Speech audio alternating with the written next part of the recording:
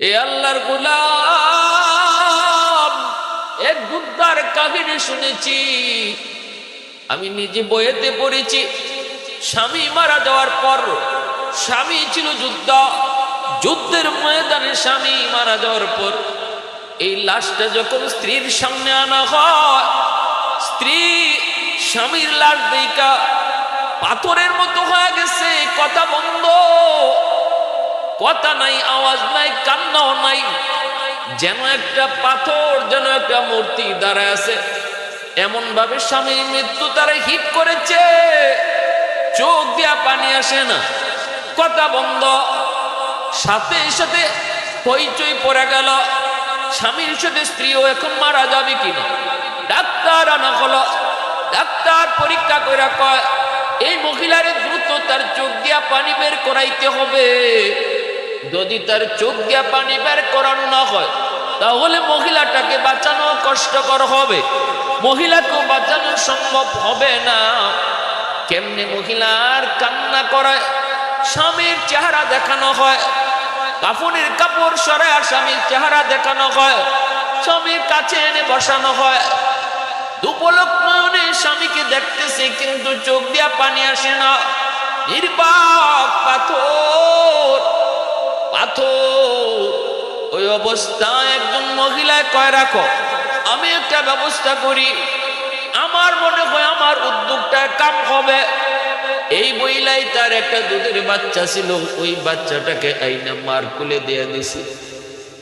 যেই মাত্র বাচ্চাটার মুখের দিকে মা তাকাইল, বাচ্চার মুখের দিকে তাকানো মাত্রই মা হাও মাও করে কান্না শুরু করে দিল। সন্তানের কথা তখনই মনে পড়ে গেল, আমার সন্তান আজ থেকে তুই এতিম গো।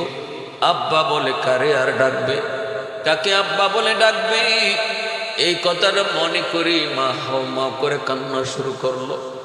এজন্য যখন মা মারা যায়, বাবা মারা যায়, সন্তান সবচেয়ে বেশি অসহায় হয়ে যায়, সবচেয়ে বেশি অসহায়, সবচেয়ে বড় বিপদ সন্তানের উপরে পড়ে।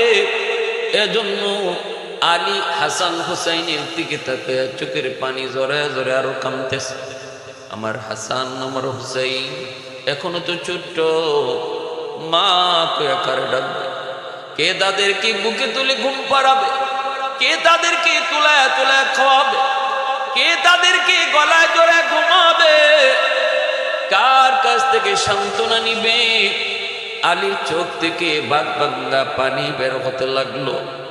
হাসান হুসাইন কিছুই বুঝেন না, মার কাছে একবার যে আম্মু আপনি কান্দেন কেন, আব্বু আপনি কান্দেন কেন। মাও কিছু বলেন না, বাবাও কিছু বলেন না, কেউ বলতে পারে না। এই অবস্থায় মা কইতেছে, বাবা নানার কবরে চলে যাও, নানার কাছে যাও। বলতেই দুটা ভাই, মায়ও কিছু কয় না, বাপও কিছু কয় না, বাবাও কান্দে, মায়ও কান্দে গো। দৌড় দিয়া নবীর রওজা শরীফে চলে গেল। যাইয়ে রওজা শরীফে ওইটাই দুই ভাই নানার সঙ্গে কথা শুরু করে দিল। কান্দে আর কয় নানা যান, আম্মাও কান্দে, আব্বাও কান্দে, কেউ কোনো কথা কয় না, কথা কয় না। কেন কান্দে কিছুই কয় না। নানা আমরাও বুঝি না, কেন মায় কান্দে, কেন বাবায় কান্দে।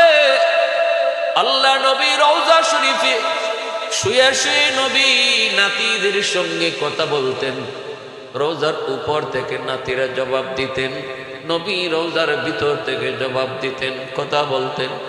আল্লাহ নবী বলতেছেন বাহিরে, এ ভাই, ও হাসান হুসাইন, তাড়াতাড়ি ঘরে যাও, তাড়াতাড়ি ঘরে যাও, আমার চেহারাটা যত পারো আজকেই দেখে নাও।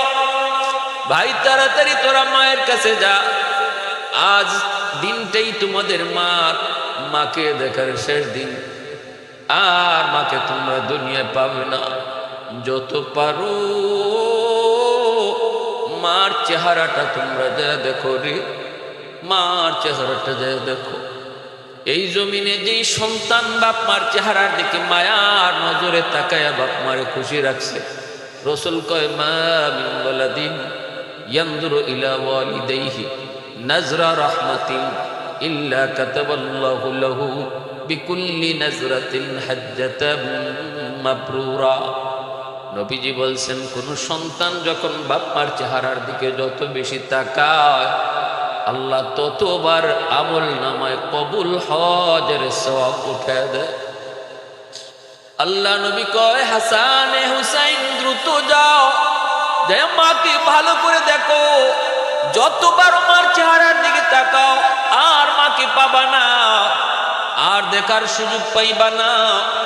দৌড় দিয়ে হাসান হুসেন আবার কাঁদতে কাঁদতে বাপ মার কাছে চলে আসলো। আইসে দেখি মা এখনো কান্দে, বাবা এখনো কান্দে। হাসান আইসেই কয়, কাঁদতে কাঁদতে মা কি জোরে জোরে কান্দে। মা কয়, বাবা তোরা কান্দ কেন?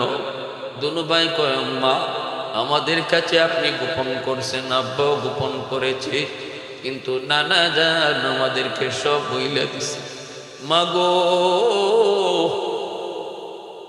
নানা জানে কইছে যত পারি যেন আজকে তোমারে দেখা নেই, আমরা নাকি আর তোমাকে দেখার সুযোগ পাইব না। এই কথা বলা মাত্রই খাতুনে জান্নাত কলিজার টুকরো সন্তানকে কুলে উঠাইয়া কপালে চুমু খায় আর ফুফায়া ফুফায়া কাঁদতেছে, বলতেছে, বাবা আল্লাহর উপর ভরসা করো, দুনিয়া কেউ থাকার জন্য আসে নাই রে।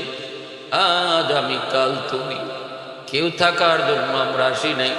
বাবা ধৈর্য ধরো, আল্লাহ তোমাদের উত্তম হেফাজতকারী, আল্লাহ তোমাদের উত্তম হেফাজতকারী। এ যুবক, এমন মার কলিজায় আঘাত দিতে বুঝি তোমার কষ্ট লাগে না রে? এমন মারে চোখ দিয়া পানি জড়াইতে বুঝি তোমার কষ্ট হয় না? আজকে বউয়ের কথায় দুনিয়ার লোভ লালসার ভিতরে পইরা, দুনিয়ার রং তামাশার ভিতরে পইরা দক্ষিণী মাকে তুমি ভুলে গিয়েছ। মার সাথে খারাপ আচরণ করো। ভালো করে মনে রাখবা, যত আপন যারেই তুমি দুনিয়াতে পাও না কেন, মার মতো আপন এই দুনিয়াতে আর কেউ নাই, আর কেউ নাই। যত মানুষে তোমাকে ভালোবাসবে, পিছনে স্বার্থ রয়েছে। স্বার্থ ছাড়া ভালোবাসা শুধু বাপ মার ভালোবাসা। পৃথিবীতে মায়ের মতো আপন কেউ হবে না, পৃথিবীতে মায়ের মতো আপন কেউ হবে না।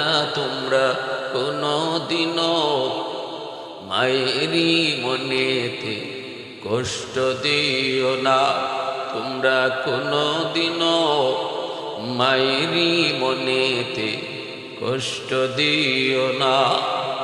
কত পাপী বোন আছে মাকে কষ্ট দেয়, মায়ের মনে কষ্ট দিয়ে অভিশাপ নেয়। কত পাপী এমন আছে মাকে কষ্ট দেয়, মায়ের মনে কষ্ট দিয়ে অভিশাপ নেয়। মায়ের মনে কষ্ট দিলে খোদা যে সহে না, মায়ের মনে কষ্ট দিলে খোদা যে সহে না।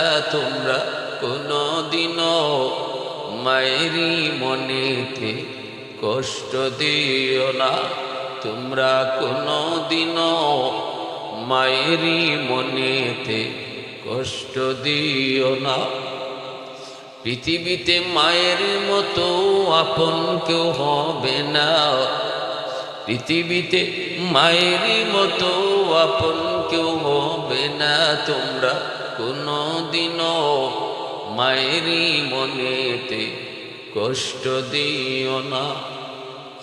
হাসান কান্দে, হুসাইন কান্দে, আলী কান্দে, ফাতেমা কান্দে, কান্নার রুল। স্বামী স্ত্রী কান্দে, সন্তান কান্দে। এই অবস্থায় খাতুনে জান্নাতের জ্বর বাড়তে শুরু হলো, শরীর কাঁপা শুরু হয়ে গেল। কাঁপতেছে কাঁপতেছে বিছানায় শুয়ে পড়লেন। আলী বিছানায় শোয়া দিলেন।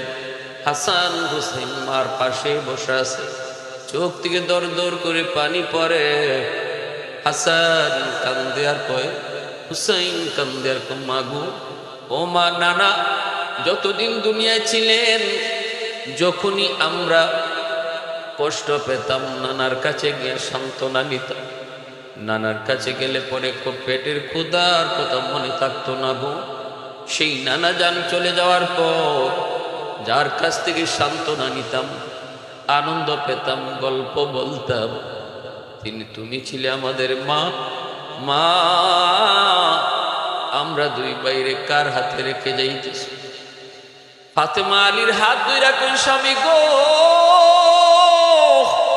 ও স্বামী, কথা দাও, আমার দুনিয়া থেকে বিদায়ের পর আমার হাসান হুসাইনকে তুমি সব সময় আলগে রাখবা। আমি মা যে দুনিয়াতে নাই, এই অভাবটুকু তাদেরকে বুঝতে দিবা না। মার আদর বাবার আদর যেন দোনোটাই তোমার কাছ থেকে পাই গো স্বামী। আর স্বামী গো, আরেকটা কথা তোমারে বলি, আমার ইন্তেকালের পর তোমার চলতে কষ্ট হবে। আমি বলে গেলাম, ওসিয়ত করে গেলাম, আমার ইন্তেকালের পর আপনি বিবাহ করে নিয়ে, জানি আমার জায়গায় আপনি কাউরে বসাইতে চাইবেন না, কিন্তু স্বামী গো, আমার হাসান হুসাইনের দিকে তাকাইয়া আপনি আরেকটা বিবাহ করে নিয়েন গো স্বামী। আমি এই কথা না বলে গেলে আমার মন বলে আপনি কাউকে আর বিয়ে করবেন না, আর আপনি কাউকে আমার জায়গায় আনবেন, কিন্তু আমি আপনাকে ওসিয়ত করে গেলাম আমার ইন্তেকালের পর আপনি একটা বিবাহ করবেন। এই বলতেছেন স্বামীরা দুইরা, আর হাসান হুসাইনকে কপালে চুমু খান। হাসান মার কপালে চুমু খায়, হুসাইন মার কপালে চুমু খায়, আলী স্ত্রীর কপালে চুমু খায়। এ দুনিয়ার যুবক একটু খেয়াল করে শুনো, অর্ধ শুনো, জান্নাতের সকল মহিলাদের সরদারিনী আজ দুনিয়া থেকে বিদায় হয়ে যাচ্ছে। জান্নাতের সকল যুবকদের সর্দার হাসান হুসাইন মার পাতা মাতার পাশে দুনিয়াতেই জান্নাতের সার্টিফিকেট পাওয়া সাহাবী আলী, তিনিও স্ত্রীর পাশে এই অবস্থায় নবীজির কলিজার টুকরা মেয়ে খাতুনে জান্নাত, যার ব্যাপারে নবীজি বলেছেন ফাতেমা তু বিদাতুম মিন্নি, ফাতেমা আমার কলিজার টুকরা, ফাতেমা আমার কলিজার টুকরা। আজ দুনিয়া থেকে বিদায় নিতেছেন। নবীজি স্বপ্ন যুগে আগের রাতেই ইশারা দিয়ে দিছেন, সেহরি খাবেন দুনিয়ায়, কিন্তু ইফতার করবেন গিয়ে জান্নাতে। ভাইরা বন্ধুরা, খাতুনে জান্নাত স্বামীকে হাত ধরে কই, স্বামী, ও স্বামী, আমি কিছু কথা বলবো, আমার অনুরোধ আপনি আমার কথাগুলো রাখবেন। কিছু দাবি করবো গো স্বামী, আপনি আমার দাবিটুকু রাখবেন। কি দাবি গো ফাতেমা?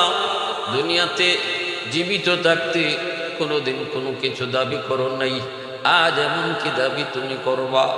ঠিক আছে, তোমার যেমন চায় তুমি দাবি করো, জান যাবে তবুও তোমার দাবি পূরণ করার চেষ্টা করব। দুনিয়াতে তো কোনোদিন আমাকে কোনো কষ্ট দেও নাই, আমার কাছে কোনো আবদারও তুমি এমন করো নাই যে আবদারটা আমি পারবো না, এমন কোনো আবদারই তুমি আমার কাছে করো নাই। নিজের থেকে কোনোদিন কিছু চাও নাই। ঘরের কাম করে করে আমার অভাবের সংসার, এই অভাবের সংসারে সবগুলি কাজ একা ডিল করার কারণে তোমার হাতের চামড়াগুলো উঠে গিয়েছিল। আলী একদিন বলতেছে, ফাতেমা এইভাবে ঘরের কাম করো, এমনকি গম পিসা থেকে নিয়া, আটা বানানো থেকে নিয়া, ঘরের সব কাজ কাপড় চুপড় থেকে নিয়া, তার মেয়ে জান্নাতের মহিলাদের সরদারি নীতি নিয়ে একা কামগুলি করতেন। আলী একদিন মায়া করে বলতেছেন, ফাতেমা যাও না, নবীর কাছে যায় একটু একটা খাদেম খুদ্দামনি পাওয়া যায়, অনেক যুদ্ধের ময়দান থেকে অনেক গোলাম নবীর কাছে আসে, দেখো যায় কোনো একজন খাদেম নবী তোমারে দেয় কিনা, তোমার বড় কষ্ট হয়। এই কথা শুনি খাতুনে জান্নাত তিনি নবীর বাড়িতে যাইতেছেন। আলী রাদিয়াল্লাহু তাআলা আনহু তিনিও পিছনে পিছনে রওনা দিয়েছেন। তখন ছিল রাত, আলী পিছনে পিছনে যায়, ফাতেমা টের পান নাই। নবীজির বাড়ির পাশে যায় খাতুনে জান্নাত বাবার করে ঢুকলেন। ডুইকাই তিনি দরজাটা লাগায় ফেললেন। বাহিরে আলী দাঁড়ায় দাঁড়ায় কথাগুলা মন দিয়ে শুনতেছে। খাতুনে জান্নাত ভিতরে ঢুইকেই বলতেছে আব্বা যান, সালাম দিয়ে বলতেছে আব্বা যান। নবী কয় ফাতেমা হঠাৎ করে আমার ঘরে কারণ কি? আল্লাহর নবীর কাছে যাইয়াই দু জাহানের বাদশার কলিজার টুকরা মেয়ে ডাক দিয়া বলতেছেন আব্বা যান একটু বাতিটা কাছে আনেন। কাছেটা আনার পর তিনি হাতটা এভাবে নবীর সামনে দেখাইছেন। নবীজি দেখেন গো হাতের তালু আছে কিন্তু চামড়া নাই, যেন একটা লাল গোশতের টুকরা হাতের মধ্যে ঠোসা পড়ে আছে। আল্লাহ নবী দৃশ্যটা দেখা মাত্রই নবীজির দুধ নয়ন দিয়ে অশ্রু ঝরতে লাগলো। নবীজি কান্দেন আর বলেন মালিক, ও মালিক তুমি একটু দেখো আমার কলিজার টুকরার অবস্থাটা কি। আল্লাহ কত কোটিপতির ছেলে, শিল্পপতির ছেলে, সম্পদের মালিক আমার ফাতেমাকে বিয়ে করার জন্য প্রস্তাব দিয়েছিল, আমি কারো কাছে বিয়ে দেই নাই। আল্লাহ আমার মেয়ে তো সুন্দর কন্যা। আল্লাহ নবী কই জানুনি আমার ফাতেমা কত সুন্দর। নবী খাতুনে জান্নাতের সৌন্দর্যের প্রশংসা করে নবী বলেন আমার ফাতেমা সৌন্দর্য দেইকা জান্নাতের হুররা পর্যন্ত ঈর্ষা করবে, এতটা সুন্দর ছিলেন খাতুনে জান্নাত। রসুল এবার ডাক দিয়া কয় আল্লাহ আমার ফাতেমারে চাইলে তো শিল্পপতির কাছে বিয়ে দিতে পারতাম, কোটিপতির কাছে বিয়ে দিতে পারতাম, আল্লাহ সম্পদের মালিকের কাছে বিয়ে দিতে পারতাম, কিন্তু আলীর ঘটকালি তো তুমি করছো, তুমি করছো, এজন্য তো আমি আলীর কাছে বিয়ে দিলাম। আল্লাহ আল্লাহ এখন দেখো আমার ফাতেমার অবস্থা কি। এই কথা বলা মাত্রই খাতুনে জান্নাত আর নবীর ঘরে তাকলেন না, চট করে দরজা খুলে চলে যাইতেছেন। নবী ডাক দেয়া কয় ফাতেমা রাগ করছো কেন? আমি তো তোমার বিরুদ্ধে কিছু বলি নাই। খাতুনে জান্নাত কই বাবা গো আপনি আমার বিরুদ্ধে বলেন নাই, কিন্তু আমার স্বামীর বিরুদ্ধে কথাগুলা চলে গেছে গো বাবা। আমার স্বামীর বিরুদ্ধে বা স্বামীর উপরে যদি কিছু কথা লাগে সেটা আমি বরদাস্ত করতে পারি না। আমি আমার উপরে কথা বরদাস্ত করতে পারি, কিন্তু স্বামীর কেউ কথা বলবে বরদাস্ত করতে পারি না। বাবা গো ও বাবা, টাকা পয়সা শান্তির মূল না, সম্পদ শান্তির মূল না। একজন বিবির জন্য সবচেয়ে শান্তির চাবিকাঠি হলো স্বামীর বুক ভরা ভালোবাসা। এসি আর মখমল আর একটা গাড়ি আর বাড়ি কখনো শান্তি দিতে পারে না গো বাবা। ও বাবা আমি আলীর ঘরে 3 বেলা খাইতে পারি না, এটা ঠিক, এটা ঠিক। আমি কাম করি, হাতে ঠোসা পড়ে গেছে, 3 বেলার ভিতরে 3 বেলাই কম খাই, কখনো খাইতে পারি না। কিন্তু বাবা একজন স্ত্রীর জন্য সবচেয়ে বড় সুখ আর শান্তি যেটা, সেটা হলো স্বামীর বুক ভরা ভালোবাসা। আমি আমার স্বামীর কাছ থেকে বুক ভরা সেই ভালোবাসা পাই, বিন্দু পরিমাণ কৃপণতা নাই। আমাদের সংসার ভালোবাসার সংসার। আল্লাহর নবীর কাছে যখন এই কথাটা বললেন, নবীজি টান দিয়া মেয়েকে বুকে জড়ায়া শুকরিয়া আদায় করেন আর বলেন মা আয় আমার বুকে আয়, আমি তো এটাই চাই গো মা, আয় আমার বুকে আয়। আল্লাহর নবী রহমতের নবী রুকাইয়া নবীর একজন মেয়ে উসমান গনি রাদিয়াল্লাহু তাআলা আনহুর কাছে পরবর্তীতে বিয়ে দিয়েছেন। প্রথম বিয়ে হয়েছিল আবুল আহাবের ছেলের সাথে, পরে বিয়ে হয়েছে উসমান গনির সাথে। একদিন হযরত রুকাইয়া রাদিয়াল্লাহু তাআলা আনহা উসমান গনি রাদিয়াল্লাহু তাআলা আনহুর উপর অভিমান করে আল্লাহর নবীর কাছে চলে এসেছিলেন। আয়েশা উসমান গনির বিরুদ্ধে কে যেন বলতে চেয়েছেন। নবী কয় রুকাইয়া পৃথিবীর কোন স্ত্রী স্বামীর বিরুদ্ধে অভিযোগ করো, আমি নবী সেটা বরদাস্ত করি না রে মা। মা একটু শোন, আমি নবী স্বামীর বিরুদ্ধে স্ত্রীর অভিযোগ কখনো সেটা বরদাস্ত করি না। মা আয় আয় স্বামীর কাছে আয়। আল্লাহ যদি আল্লাহর পরে কাউকে সেজদা করার অনুমতি দিত, তাহলে আল্লাহ পাক দুনিয়ার প্রতিটা স্ত্রীকে বলতো সে যেন তার স্বামীকে সেজদা দেয়। দুনিয়ার কোন স্বামী খুশি স্ত্রী এই অবস্থায় যদি মারা যায়, আমি রসুল বললাম এই বিবি মারা যাইতে দেরি, আল্লাহর জান্নাত পাইতে দেরি হয় না। শাফিঈ রোজে জাযা খতিবে আম্বিয়া, শাফিঈ রোজে জাযা খতিবে আম্বিয়া, সাহেবে হাউজুল ওয়াজিল খুদা রোজে আতীদ, সাহেবে আসরার নামুস আকবর বরমালা, ইলমে ও আজ আউয়ালিন ও আখিরি আন্দর মজিদ, রহমতুল লিল আলামি খন্দশ খুদাওয়ান্দ করিম, খলক খুলক কওল ফেল হাদিয় সিমতে ও হামিদ, খলক খুলক কওল ফেল হাদিয় সিমতে ও হামিদ।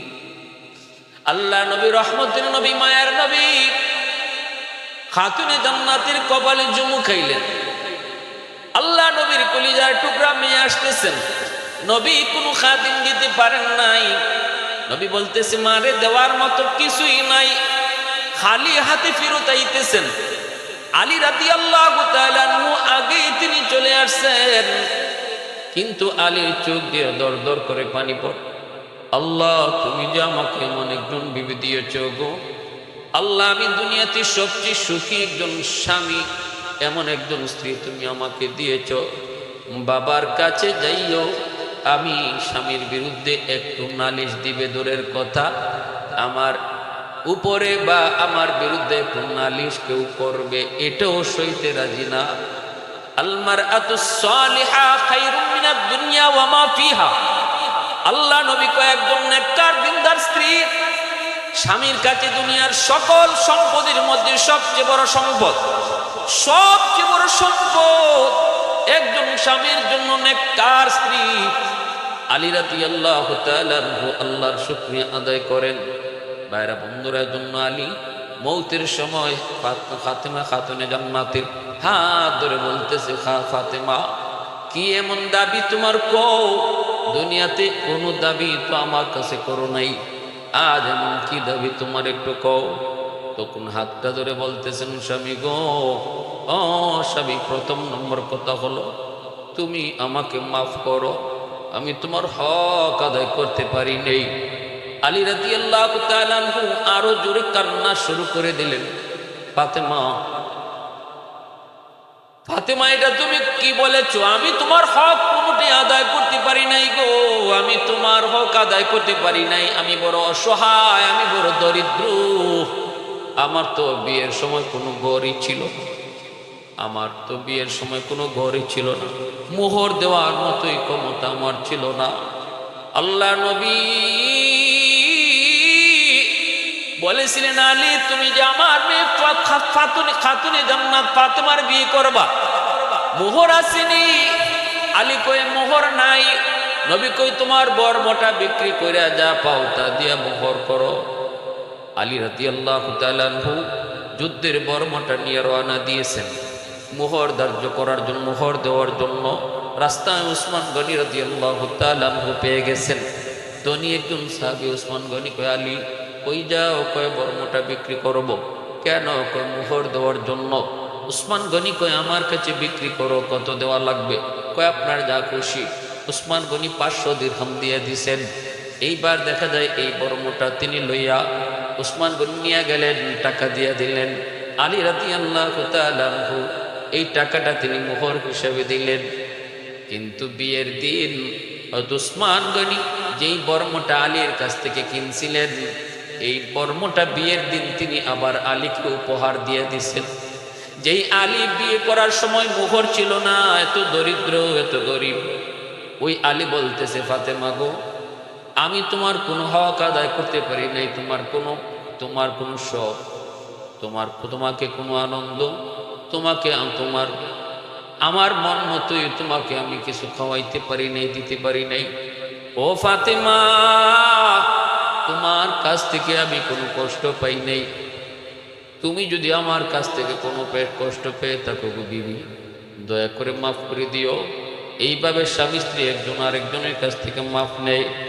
এরপরে খাতুনে জান্নাত ডাক দেয়া কয়, স্বামী গো, আমার দ্বিতীয় আবদার হলো, আল্লাহর নবী আমার আব্বাজান বলেছেন ইফতার করব নবীর সাথে জান্নাতে, অতএব ইফতারের আগেই হয়তো আমার ইন্তেকাল হয়ে যাবে।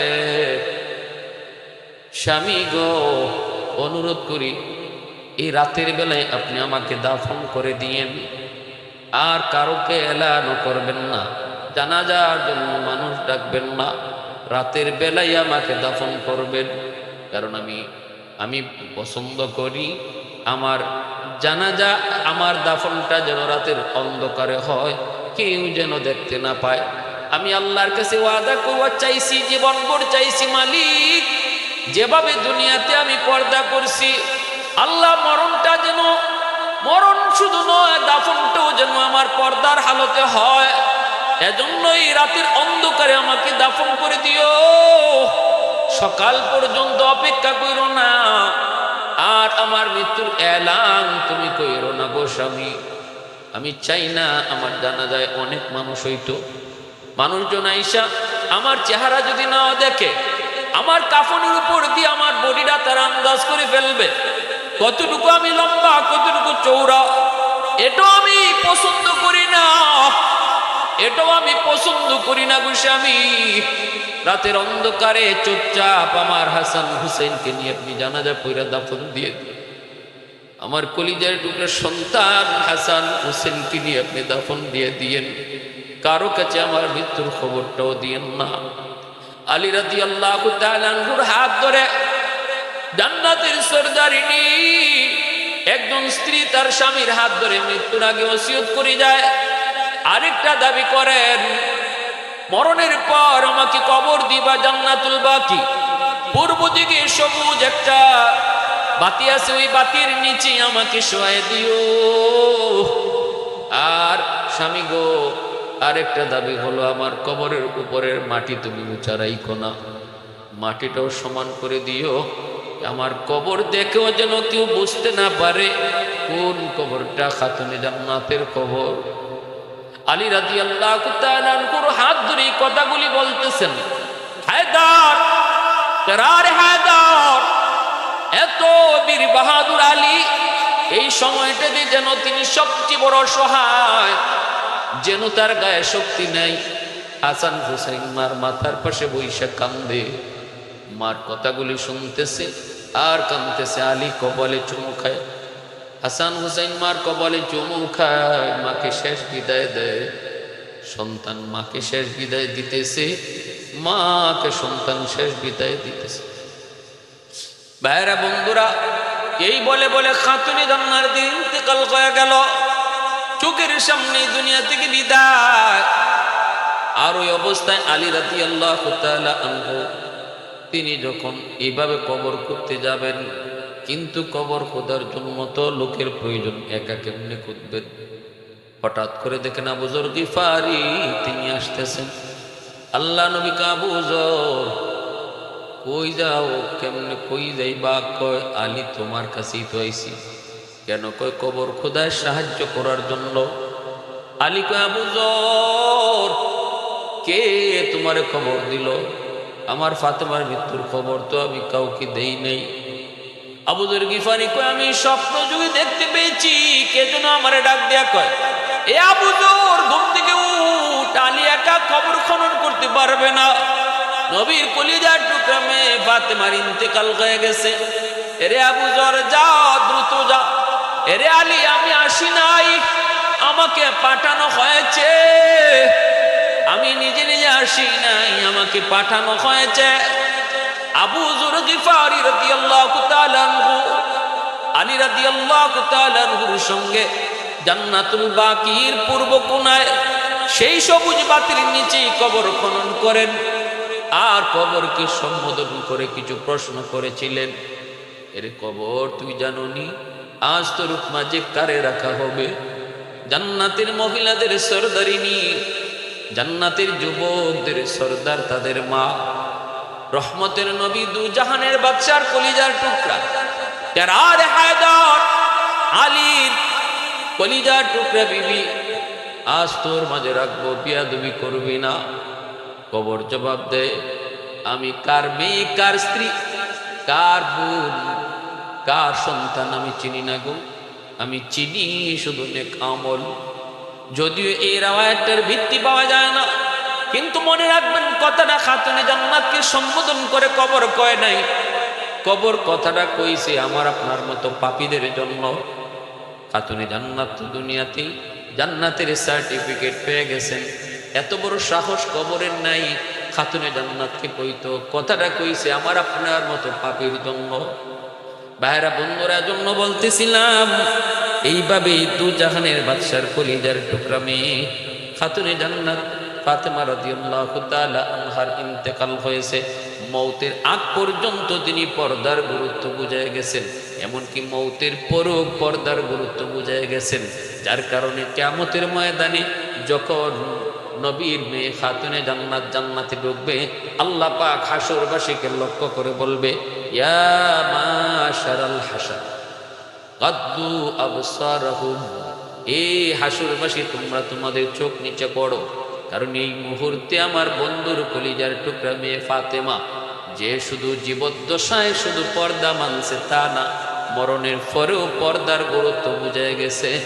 খাতুনে জান্নাত জান্নাতের মহিলাদের সরদারে নিয়ে কোন জান্নাতে ঢুকবে, হাসরবাসী তোমরা মাথা নিচু করো। সুবহানাল্লাহ। এজন্য আল্লাহ বলছে, আল্লাহ বলছে, কুল্লিল মুমিনিনা ইয়াগুদ্দু মিন আবসারিহিম কুল্লিল মুমিনাতি ইয়াগুদ্দুনা মিন আবসারিহিন্না। আলী রাদিয়াল্লাহু তাআলা আনহুর সাথে খাতুনে জান্নাতের এত মহব্বত ছিল, ইন্তেকালের পর কবরে রাখলেন। আর সেই কবরে হযরত আলী কতবার যে যাইতেন, গেলে আর কবরের পাশ থেকে আসতেন না। খাতুনে জান্নাতের কবরের পাশে বৈশা বৈশা হযরত আলী কবিতা পড়তেন, হাবিবুন গাবা আন আইনি ওয়া জিসমি, হাবিবুন গাবা আন আইনি ওয়া জিসমি ওয়া আন কলবি হাবিবি লা ইয়াগিবু, হাবিবুন লাইসা ইয়াদিলুহু হাবিবুন ওয়া মালি সাওয়াহু ফি কলবি নসিবু। বলতেন, বন্ধু ও আমার প্রিয়তমা, তুমি আমার চোখের আড়াল হয়েছ, কিন্তু মনের আড়াল হতে পারো নাই। আমি মন থেকে তোমাকে একটা মুহূর্তের জন্য ভুলতে পারি না, মন থেকে আমি তোমাকে ভুলতে পারি না। তুমি চোখের আড়াল শুধু হইছ, মনের আড়াল হও নাই।